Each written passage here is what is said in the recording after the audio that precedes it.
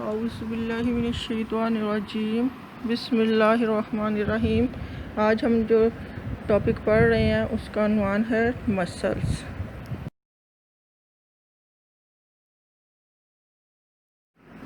तमाम multi cellular animals जो हैं उनके अंदर मूवमेंट के लिए स्पेशलाइज्ड सेल्स होते हैं जिन्हें हम मसल्स कहते हैं। ये सेल्स जो हैं उनके अंदर बहुत सारे न्यूमरस फिलामेंट्स होते हैं जो स्पेशल प्रोटीन से बने होते हैं जिनको हम एक्टिन और मायोसिन प्रोटीन कहते हैं। तो वो तमाम टिश्यूज़ जिनके अंदर एबिलिटी होती है कंट्रैक्ट करने की और रिलैक्स करने की, वो मसल्स कहलाते हैं। इसके बाद हम देखते हैं कि वर्टिब्रेट मसल्स जो हैं वो क्या होते हैं और उनकी कितनी टाइप्स हैं। जैसे कि नीचे दिए गए टेबल में दिखाया गया है, 3 टाइप्स के वर्टिब्रेट मसल्स होते हैं: स्मूथ मसल्स, कार्डियक मसल्स और स्केलेटल मसल्स।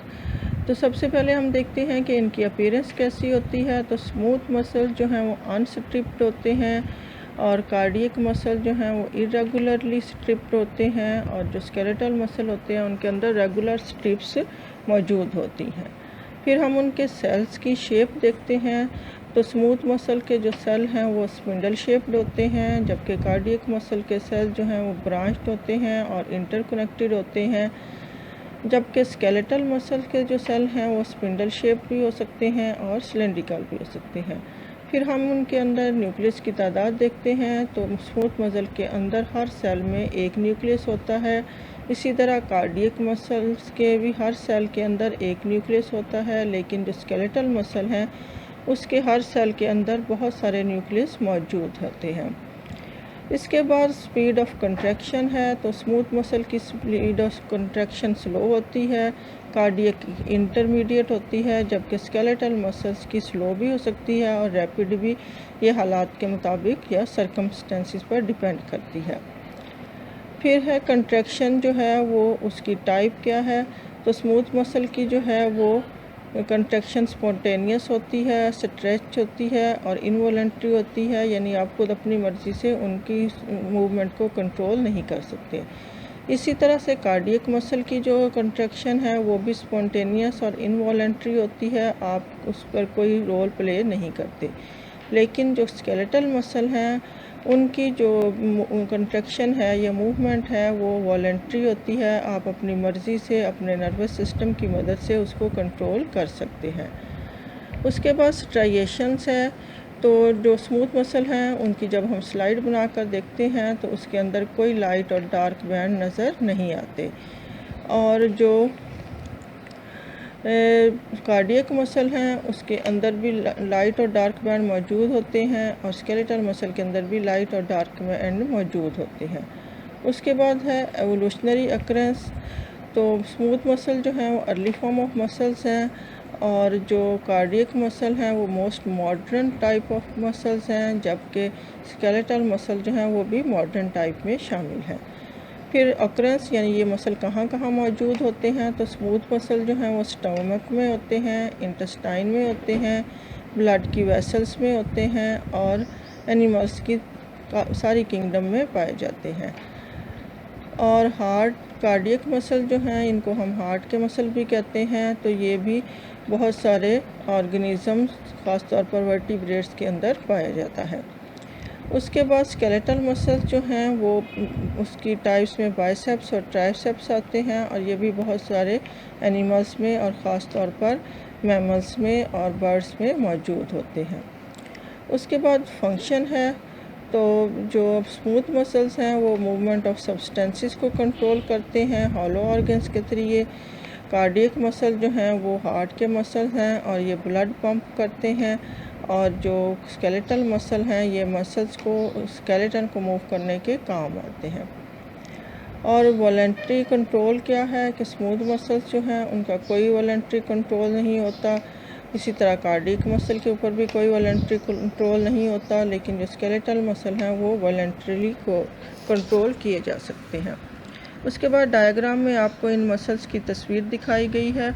तो उसमें आप देखें कि जो स्केलेटल मसल हैं वो सिलेंडर शेप्ड हैं, उसके अंदर न्यूक्लियाई भी हैं और मसल फाइबर भी हैं, और उसके अंदर आपको लाइट और डार्क स्ट्रिप्स भी नज़र आ रही हैं।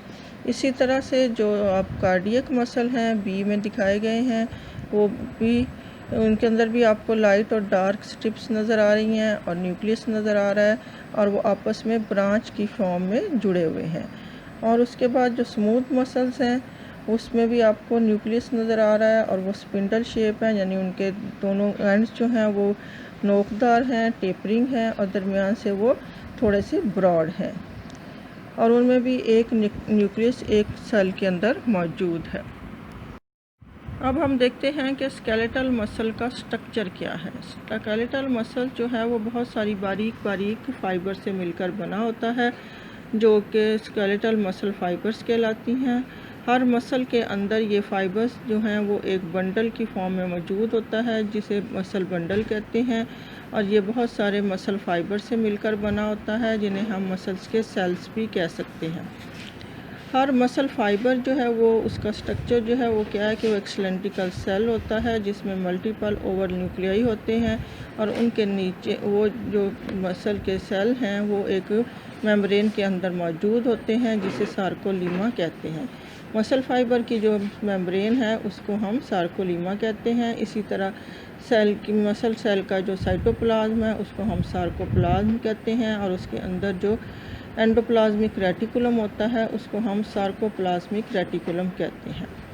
हर सेल जो स्केलेटल मसल फाइबर का सेल है वो एक ह्यूज सेल होता है और उसका डायमीटर 10 से 100 माइक्रोमीटर होता है। और ये जो है इसके अंदर जो डिफरेंस है वो ये है कि इसके अंदर बहुत सारे माइटोकॉन्ड्रिया भी होते हैं, स्टोर्ड ग्लाइकोजन भी होती है और एक ख़ास protein storing oxygen storing protein होती है जिसे मायोग्लोबिन कहते हैं। अब हम देखते हैं कि स्केलेटल मसल फाइबर जो है, जिससे स्केलेटल मसल के बंडल बने होते हैं, उस फाइबर का स्ट्रक्चर क्या है। उसका जो अल्ट्रा स्ट्रक्चर है स्केलेटल मसल फाइबर का, उसको जब हम हाई मैग्नीफिकेशन में देखते हैं तो उसके अंदर बहुत सारी डिमार्केशंस नज़र आती हैं। तो सबसे पहला जो उसका स्ट्रक्चर है उसमें मसल फाइबर जो है वो आगे से फिर बहुत सारी छोटी छोटी बारीक लार्ज नंबर ऑफ मायोफिब्रल से मिलकर बना होता है, जिसका डायामीटर 1 से 2 माइक्रोमीटर होता है और ये पैरेलल फैशन में पूरी लेंथ को जो सेल की लेंथ है उसमें रन करती है। दूसरा उसके ऊपर जो मेम्ब्रेन होती है वो सार्कोलीमा कहलाती है और इसके अंदर मसल सेल फिब्रल्स जो हैं वो बंद होती हैं। फिर मायोफिब्रल्स जो हैं जो 1 से 2 माइक्रोमीटर डायामीटर में होती हैं, वो उसके अंदर बहुत सारी छोटी छोटी स्मॉल कंट्रैक्टाइल यूनिट से मिलकर बनी होती हैं, जिन्हें सार्कोमेयर कहते हैं। और इन सार्कोमेयर्स के अंदर फिर बहुत सारे लाइट और डार्क बैंड्स होते हैं और ये लाइट और डार्क बैंड्स जो हैं इसको करेक्टरिस्टिकली स्ट्रिप्ड अपीयरेंस देते हैं। पहला ए बैंड कहलाता है जो कि डार्क बैंड है और ये एनाइसोट्रॉपिक होता है और ये लाइट को फैला देता है, जिसकी वजह से ये ब्लैक नज़र आता है। दूसरा आई बैंड है जिसमें को लाइट बैंड कहते हैं, इसमें से लाइट नज़र आती है और ये आइसोट्रॉपिक होता है और ये लाइट को पोलराइज नहीं करता। उसके बाद एच जोन है। ए बैंड के दरमियान में एक लाइट स्ट्रिप होती है जो कि एच जोन कहलाती है, एच मीन हेले मीन ब्राइट। फिर इस एच जोन के अंदर एक एम लाइन होती है जो कि डार्क कलर की होती है। फिर दो आई बैंड जो होता है उसके दरमियान में एक जेड लाइन आपको नज़र आती है जो कि सामने डायग्राम में दिखाई गई है। अब हम देखते हैं कि मायोफिब्रल के अंदर जो मायोफिलामेंट्स होते हैं उनका अल्ट्रा स्ट्रक्चर क्या है। मायोफिलामेंट्स जो हैं वो दो तरह के होते हैं, thick filament and thin filament. Central thick filaments जो हैं वो ए बैंड की पूरी लेंथ को कवर करते हैं, जबकि थिन फिलामेंट जो हैं वो आई बैंड को कवर करते हैं और थोड़ा सा ए बैंड के ओवरलैप करते हैं। अब जो थिक फिलामेंट होते हैं वो मायोसिन से बने होते हैं। मायोसिन जो है वो एक प्रोटीन है और ये थिक फिलामेंट जो है इसका डायमीटर जो है वो 16 नैनोमीटर होता है और ये मायोसिन प्रोटीन से बना होता है। अब मायोसिन प्रोटीन का स्ट्रक्चर क्या है। मायोसिन मॉलिक्यूल जो है उसके दो हिस्से होते हैं, एक टेल और दूसरा ग्लोबुलर हेड। एक लंबी डबल स्ट्रिप टेल होती है जिसके जो दो स्ट्रिप्स जो हैं आपस में ओवरलैप कर रही होती हैं और एंड में जाकर दो ग्लोबुलर हेड होते हैं, ठीक है। और उसके बाद मायोसिन जो है टेल, वो उसकी जो दो स्ट्रिप्स हैं या दो लॉन्ग पॉलीपेप्टाइड चेन्स हैं और ये पॉलीपेप्टाइड से बनी होती हैं और ये एक दूसरे के ऊपर कॉइल्ड होती हैं। हेड्स जो हैं वो क्रॉस ब्रिजेस भी कहलाते हैं क्योंकि वो थिक और थिन फिलामेंट्स को आपस में जोड़ने के काम आते हैं जब मसल ने कंट्रैक्ट करना होता है। अब थिन फिलामेंट जो है वो जो एक्टन है वो बारीक होता है, उसका डायामीटर जो है वो 7 से 8 नैनोमीटर होता है और एक्टन मॉलिक्यूल्स जो हैं वो भी दो चेन्स में अरेंज होते हैं जो एक दूसरे के ऊपर ट्विस्टेड होते हैं, लेकिन ये बीडिड होते हैं जैसे कि twisted double strand of pearls हो। एक्टन मॉलिक्यूल के अंदर 3 तरह की प्रोटीन होती हैं। एक्टन प्रोटीन जो लंबी चेन्स बनाती हैं, फिर एक्टन प्रोटीन की 2 चेन्स के ऊपर ट्रोपोमायोसिन की 2 और चेन्स होती हैं जो कि एक्टन चेन्स के ऊपर लिपटी होती हैं, जैसे कि सामने डायग्राम में आपको नज़र आ रही हैं। फिर ट्रोपोनिन जो है वो थर्ड मेजर प्रोटीन होती है थिन फिलामेंट में। इसके 3 पॉलीपेप्टाइड कम्प्लेक्स होते हैं, एक जो है वो एक्टन के मॉलिक्यूल से अटैच होता है, दूसरा जो है वो ट्रोपोमायोसिन से अटैच होता है, जबकि थर्ड जो है वो सबसे इम्पॉर्टेंट रोल प्ले करता है और वो कैल्शियम आयन से बाइंड करता है। अब हर मायोसिन फिलामेंट जो है वो अपने इर्द गिर्द 6 एक्टन फिलामेंट के साथ अटैच होता है।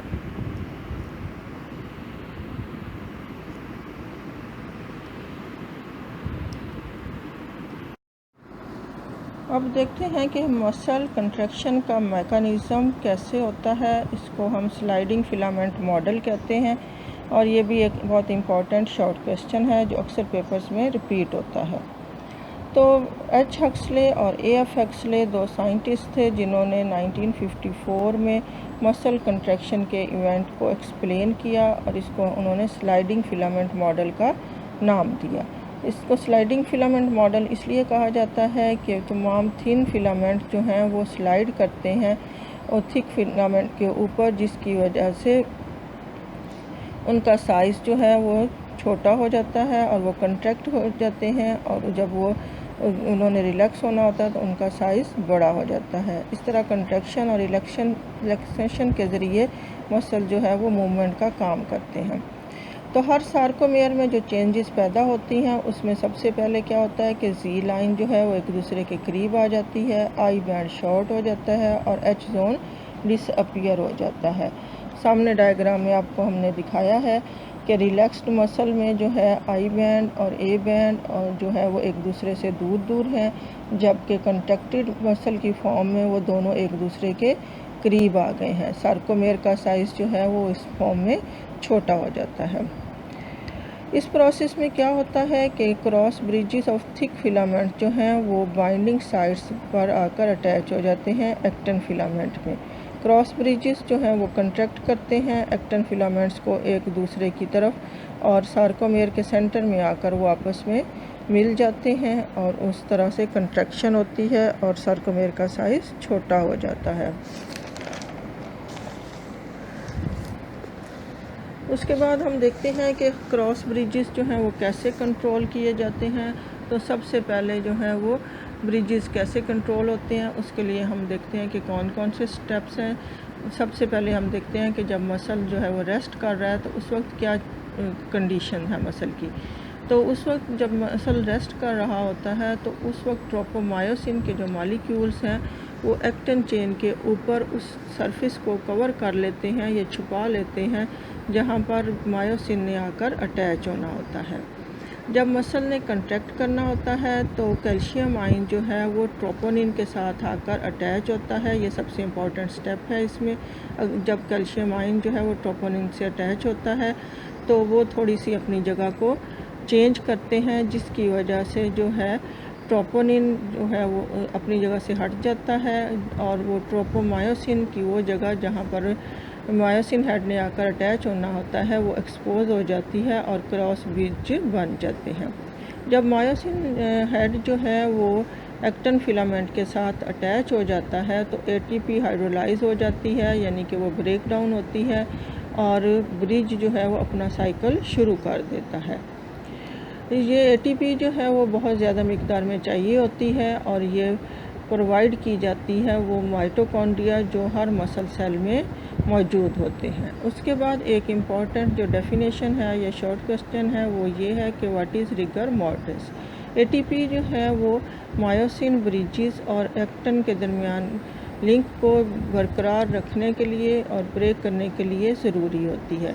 जब डेथ होती है तो ATP की मिकदार जो है बॉडी में कम हो जाती है, जिसकी वजह से जो है ये क्रॉस ब्रिजेस ब्रेक नहीं हो सकते और वो फॉर्मली बाउंड रहते हैं, जिसकी वजह से आहिस्ता आहिस्ता बॉडी जो है वो स्टिफ होना शुरू हो जाती है और इस कंडीशन को कहते हैं रिगर मॉर्टिस। अब हम देखते हैं कि एक्टिन मायोसिन इंटरेक्शन को कैल्शियम आयन कैसे कंट्रोल करते हैं। तो मुख्तलिफ़ स्टेप्स हैं जिसके ज़रिए कैल्शियम आयन जो हैं वो एक्टिन मायोसिन के इंटरेक्शन को कंट्रोल करते हैं। मसल कंट्रैक्शन जो है वो शुरू होती है उस वक्त जबकि नर्व इम्पल्स जो है वो मसल के न्यूरोमस्कुलर जंक्शंस पर पहुंचती है by motor units. Neuromuscular junction वो जगह है जहां पर मसल्स जो हैं वो न्यूरॉन्स के साथ अटैच होते हैं और ये मिलकर जो है वो एक यूनिट बनाते हैं। वो तमाम फाइबर्स जो कि इनर्वेटेड होती हैं एक सिंगल मोटर न्यूरॉन के साथ, यानी वो तमाम मसल फाइबर जिन्हें एक सिंगल मोटर न्यूरॉन जो है वो अपने साथ अटैच करता है और अब तक उनको कंट्रोल करता है, वो एक मोटर यूनिट कहलाती हैं और वो तमाम की तमाम जो हैं वो साइमल्टेनियसली ही कंट्रैक्ट करती हैं। जब एक एक्शन पोटेंशियल मोटर न्यूरॉन उनको देता है तो वो उसके रिस्पॉन्स में एक ही वक्त में इकट्ठी कंट्रैक्ट करती हैं, तो वो एक मोटर न्यूरॉन और वो तमाम जो मसल फाइबर्स जो उस मोटर न्यूरॉन के साथ अटैच होती हैं वो एक मोटर यूनिट बनाते हैं। उस वक्त क्या एक और जो करैक्टर है वो क्या है कि जो मसल फाइबर सेल की जो सार्कोलीमा होती है वो सेल के अंदर लंबी लंबी हॉलो ट्यूब्स बनाती है जिन्हें हम टी ट्यूब्यूल्स कहते हैं।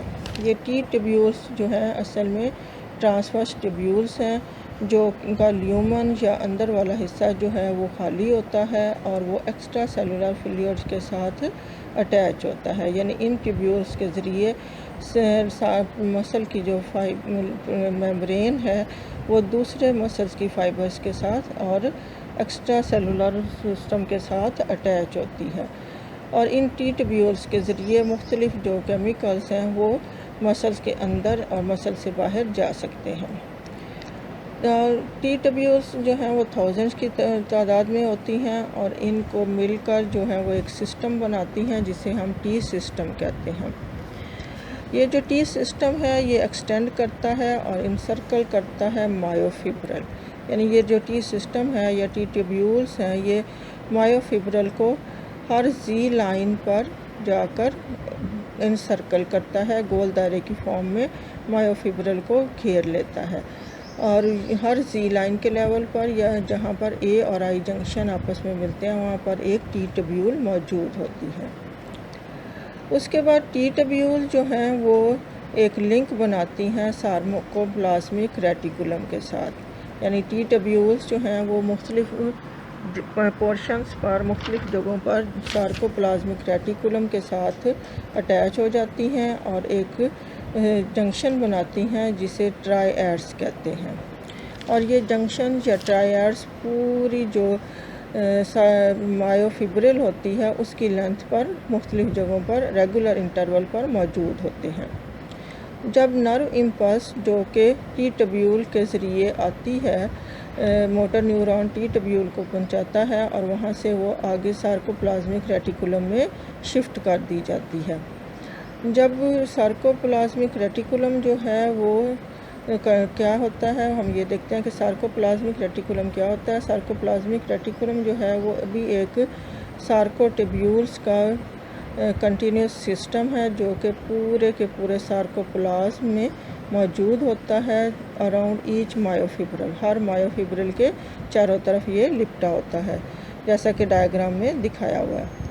It is like endoplasmic reticulum, ये भी एंडोप्लाज्मिक रेटिकुलम की तरह ही होता है, लेकिन इसके अंदर जो है ना तो राइबोसोम होते हैं और दूसरा ये होता है कि ये एक हाईली स्पेशलाइज्ड रिपीटिंग पैटर्न में मौजूद होता है। तो जब मोटर न्यूरॉन जो है वो नैरो इम्पल्स टी ट्यूब्यूल को देता है और टी ट्यूब्यूल उसको ट्रायड के ज़रिए सार्कोप्लाज्मिक रेटिकुलम तक पहुंचाती है, तो सार्कोप्लाज्मिक रेटिकुलम के जो कैल्शियम गेट्स हैं वो खुल जाते हैं और कैल्शियम आयंस जो हैं वो साइटोसोल में रिलीज़ हो जाते हैं। ये कैल्शियम आयंस जो हैं वो ट्रोपोनिन को साथ मॉलिक्यूल के साथ अटैच हो जाते हैं, जो कि थिन फिलामेंट में मौजूद होता है। जब ये ट्रोपोनिन मायोसिन मॉलिक्यूल के साथ अटैच होते हैं तो बाइंडिंग साइट्स जो हैं खुल जाती हैं और मायोसिन हेड जो है वो क्रॉस ब्रिजेस बना लेता है और कंट्रैक्शन शुरू हो जाती है। अब ये जो कंट्रैक्शन है ईच मसल फाइबर की, ये वर्क करती है ऑल और नॉन प्रिंसिपल पर, यानी या तो सारी फिब्रेस जो हैं वो कंट्रैक्टेड फॉर्म में होंगी या रिलैक्सेशन फॉर्म में, और ये कंट्रैक्शन जो है डिपेंड करती है कि कितनी फाइबर्स जो हैं वो हिस्सा ले रही हैं, पार्टिसिपेट कर रही हैं कंट्रैक्शन में। उसके बाद हम देखते हैं कि मसल कंट्रैक्शन के लिए एनर्जी कहाँ से आती है। मसल कंट्रैक्शन के लिए एनर्जी जो है वो एटीपी से आती है। एटीपी जो है वो आपको पता ही है कि एडिनोसिन ट्राइफॉस्फेट होती है, और ये जो है जब ब्रेक डाउन होती है इसका एक फॉस्फेट ग्रुप अलग होता है रेबिक ब्रेक डाउन के ज़रिए, तो एटीपी बनती है। यानी जब ग्लूकोज जो है उसको हम ऑक्सीजन की मौजूदगी में ब्रेक डाउन करते हैं तो वो एटीपी में चेंज हो जाता है। तो एटीपी का जब थर्ड फॉस्फेट उससे अलग होता है तो वो एनर्जी प्रोवाइड करता है। मसल सेल्स में जो है एटीपी वो ग्लाइकोजन की फॉर्म में स्टोर्ड होती है, और जब मसल को एनर्जी चाहिए होती है तो ग्लाइकोजन पहले ग्लूकोज में तब्दील होती है और ग्लूकोज फिर ब्रेक डाउन करके एटीपी बनाता है, और एटीपी ब्रेक होकर मसल कंट्रैक्शन के लिए एनर्जी प्रोवाइड करती है। जब मोर एनर्जी ज़्यादा एनर्जी चाहिए होती है हाई मेटाबॉलिज्म की वजह से, या ज़्यादा एक्सरसाइज आप कर रहे हैं या हार्ड वर्क कर रहे हैं, तो ये एक और एनर्जी स्टोरिंग सब्सटेंस जो मसल्स के अंदर मौजूद होता है जिसे क्रेटीन फॉस्फेट कहते हैं, उसकी ब्रेकडाउन से भी एनर्जी प्रोवाइड की जाती है। बाज़ का जब ऑक्सीजन की डेफिशिएंसी होती है या वेरी हाई मेटाबॉलिक एक्टिविटी होती है जैसे कि प्रोलॉन्ग्ड और स्टेनस मस्कुलर एक्टिविटी, तो एटीपी की रिक्वायरमेंट जो पूरी की जाती है वो एनारोबिकली हम ग्लूकोज को ब्रेक डाउन करके लैक्टिक एसिड में चेंज करके ऑक्सीजन की पूरी कमी पूरी करते हैं। उसके बाद जो लेकिन इसमें नुकसान क्या होता है कि लैक्टिक एसिड जो है वो मसल के लिए डेंजरस होता है, और जब वो मसल में अकमुलेट हो जाता है तो मसल फटीग पैदा करता है। जब हम रेस्ट करते हैं तो 1/5 ऑफ लैक्टिक एसिड जो है वो ब्रोक हो जाता है एरोबिकली, और इस एनर्जी जो है वो बाकी 4/5 लैक्टिक एसिड को दोबारा ग्लूकोज में तब्दील कर देती है। नेक्स्ट हम देखते हैं कि एक्सरसाइज का क्या असर होता है मसल्स के ऊपर। तो अमाउंट ऑफ वर्क जो एक मसल जो है वो करता है वो चेंजेस पैदा करता है मसल के अंदर। जब मसल जो हैं वो एक्टिवली यूज़ होते हैं तो उनकी साइज़ और स्ट्रेंथ इंक्रीज़ हो जाती है, वो बहुत ज़्यादा एफिशिएंट हो जाते हैं और उनके अंदर फटीग या थकावट के लिए रेजिस्टेंस पैदा हो जाती है। एरोबिक एक्सरसाइज जिसमें ऑक्सीजन इस्तेमाल होती है जैसे कि स्विमिंग है, जॉगिंग है और फास्ट वॉकिंग है, जो उसकी वजह से स्केलेटल मसल में बहुत सारी पॉजिटिव चेंजेस पैदा होती हैं। तो सबसे पहली चेंज जो पैदा होती है वो ये है कि कैपिलरीज जो कि मसल फाइबर को सराउंड करती हैं उनकी तादाद इंक्रीज़ हो जाती है, माइटोकॉन्ड्रिया भी इंक्रीज़ हो जाते हैं, मसल फाइबर जो है वो मोर मायोग्लोबिन बनाती है, और ये तमाम चेंजेस जो हैं वो मसल्स की एफिशिएंसी में बहुत ज़्यादा रोल प्ले करती हैं। अगर मसल्स को हम इमोबिलाइज़ कर दें या उनको इस्तेमाल ना करें तो मसल्स जो हैं वो वीक होना शुरू हो जाते हैं और सीवियर एट्रोफी या ब्रेक डाउन और उनकी वर्किंग जो है वो कम होना शुरू हो जाती है।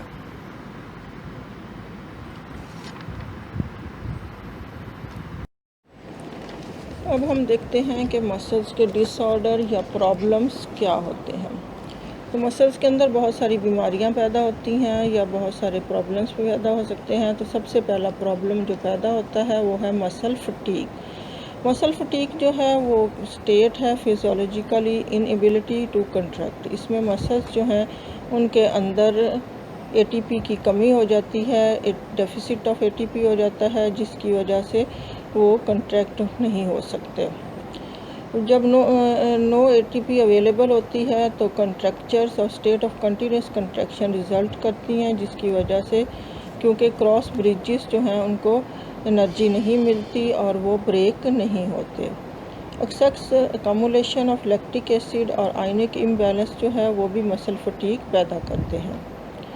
लैक्टिक एसिड जो है वो मसल की पीएच को ड्रॉप कर देता है और मसल जो है वो एज करना शुरू कर देता है और उसके नतीजे में एक्सट्रीम जो है वो फटीग पैदा होती है ग्लूकोज की ब्रेकिंग और डेफिशिएंसी की वजह से। दूसरा जो प्रॉब्लम है वो है टेटेनी। ये भी continuous state of muscle contraction है। इसमें जो है लो कैल्शियम की वजह से पैदा होती है ब्लड के अंदर। जब ब्लड के अंदर कैल्शियम की कमी हो जाती है तो मसल जो है वो कंटिन्यूस कंट्रैक्शन की फॉर्म में रहते हैं, क्योंकि क्रॉस ब्रिजेस को ब्रेक करने के लिए कैल्शियम आयन अवेलेबल नहीं होते। इसकी वजह से क्या होता है कि न्यूरॉन्स की एक्साइटेबिलिटी जो है वो इंक्रीज़ हो जाती है और सेंसेशन जो है वो ख़त्म हो जाती है। मसल जो है वो ट्विच करना शुरू कर देता है और कन्वल्शन या झटके लगना शुरू हो जाते हैं। अगर हम उसकी ट्रीटमेंट नहीं करेंगे तो सिस्टम जो है वो आहिस्ता आहिस्ता लेयरिंग्स के इनएक्टिव होने पर पहुंच जाएगा। रेस्पिरेटरी एक्शन जो है वो पैरालाइज होना शुरू हो जाएगा और डेथ हो सकती है।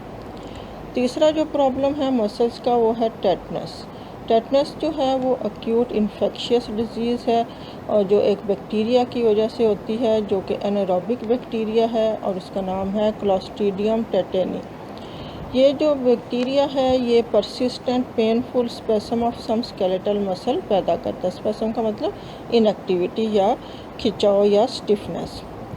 ये पहले स्टार्ट होता है स्टिफनेस ऑफ जॉ से और नेक मसल से और आहिस्ता आहिस्ता जो है वो फिक्स्ड रिजिडिटी ऑफ जॉस या लॉक जॉ पैदा करता है। उसके बाद ट्रंक और लिम्स के अंदर स्पेसम या अकड़ाव पैदा करता है और आहिस्ता आहिस्ता फैटल हो जाता है, क्योंकि मसल्स जो हैं वो रेस्पिरेटरी फेलियर का शिकार हो जाते हैं, यानी उन्हें ऑक्सीजन मिलना ख़त्म हो जाती है। तो डेवलप कंट्रीज़ में ये बीमारी बहुत कम है, लेकिन जो है वो डेवलपिंग कंट्रीज़ में जो है ये 40% मोर्टेलिटी पैदा करती है। लास्ट जो प्रॉब्लम है मसल्स का वो है क्रैम्प। क्रैम्प जो है ये टेटेनी कंट्रैक्शन भी कहलाती है, जिसमें पूरा का पूरा मसल जो है वो कंट्रैक्ट कर जाता है और शदीद पेन करता है। ये फ्यू सेकंड से लेकर सेवरल आवर्स तक हो सकता है और इसमें मसल जो है वो टाइट और पेनफुल हो जाता है और ये ज़्यादातर थाई और हिप मसल्स में होता है, नाइट को होता है या एक्सरसाइज के बाद होता है। इसकी जो काजेज़ हैं वो क्या हैं? लो ब्लड शुगर लेवल हो सकती है, इलेक्ट्रोलाइट डिप्लीशन हो सकती है, डिहाइड्रेशन हो सकती है, इरिटेबिलिटी ऑफ स्पाइनल कॉर्ड और न्यूरॉन्स भी इसकी एक वजह हो सकती है। अब ये जो हमने एक टेबल दिया हुआ है इसमें हमने चारों टाइप्स की मसल प्रॉब्लम्स को दिखाया है कि ये कैसे पैदा होते हैं, कि इनकी काजेज़ क्या हैं, इनकी सिम्टम्स क्या हैं, इनकी ट्रीटमेंट क्या है और इनकी फैटेलिटी या इफ़ेक्ट्स क्या हैं। तो इन सब के कंपैरिजन जो हैं वो आपको हमने दिखाए हुए हैं कि जो मसल फटीग है वो फिजियोलॉजिकल इनएबिलिटी है और जो टेटेनी है वो मसल की कंटिन्यूस कंट्रैक्शन की फॉर्म है और टेटनस जो है वो एक्यूट इन्फेक्शियस डिजीज़ है, जबकि क्रैम्प जो है वो टेटेनिक कंट्रैक्शन ऑफ एंटायर मसल है। अब इसकी काजेज़ क्या हैं कि जो मसल फटीग है वो एटीपी की कमी की वजह से और आयनिक इम्बैलेंस और लैक्टिक एसिड की वजह से होती है, जबकि टेटेनी जो है वो लो कैल्शियम की वजह से होती है और टेटनस जो है वो एनारोबिक बैक्टीरियम क्लोस्ट्रीडियम टेटेनी की वजह से होती है और जो क्रैम्प है वो लो ब्लड शुगर लेवल और इलेक्ट्रोलाइट की डिप्लीशन की वजह से होती है। सिम्टम्स क्या हैं कि जो मसल फटीग है वो स्टेट ऑफ कंटिन्यूस कंट्रैक्शन है, जिसकी वजह क्योंकि क्रॉस ब्रिजेस जो हैं वो ब्रेक नहीं हो सकते। और दूसरी इसकी वजह यह है कि लैक्टिक एसिड जो है मसल की पीएच को ड्रॉप कर देता है। टेटैनिक की जो सिम्टम है वो ये है कि न्यूरॉन्स जो हैं वो ज़्यादा से ज़्यादा एक्साइट हो जाते हैं और मसल ट्विच होते हैं और कन्वर्जन शुरू हो जाती हैं। टेटनस की जो है वो लॉक जॉ सिम्टम है और स्पेसम ऑफ ट्रंक और लिम्ब है। और जो क्रैम्प है इसमें मसल जो है वो टाइट और पेनफुल हो जाते हैं। तो ट्रीटमेंट जो है वो सब में मेन ट्रीटमेंट जो है वो रेस्ट है और पेन किलर है, और जो टेटनी है उसमें कैल्शियम डाइट है, और जो टेटनस है उसकी ट्रीटमेंट में एंटीबायोटिक्स दी जाती हैं, और जो क्रैम्प है उसमें सेलाइन वाटर, फ्रूट जूस वगैरह दिए जाते हैं। जो मसल फटीक है और क्रैम्प है ये जो है ये फैटल नहीं होते, लेकिन टेटनी और टेटनस जो है ये फैटल होते हैं। अगर इनको ट्रीटमेंट ना की जाए तो ये डेथ भी काज कर सकते हैं।